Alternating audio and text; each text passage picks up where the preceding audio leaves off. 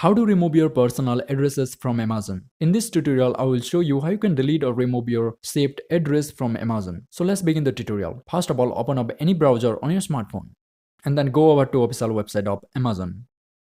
And make sure you are signed in to your Amazon account. If you are not signed in to your Amazon account, then sign in to your Amazon account using your phone number, email address and password. So once you logged in, click on your name or this person icon.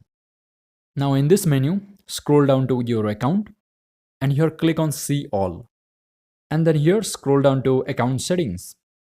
And under it you can find your addresses. So click on your addresses.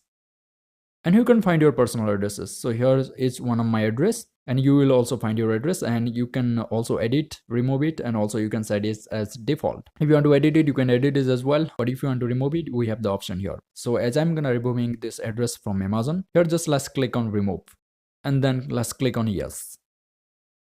That's it, address removed, and that's pretty much it is. That's how you can remove your address from Amazon. And if you found this video helpful, then definitely leave a like and leave a comment in this video. Thanks for watching.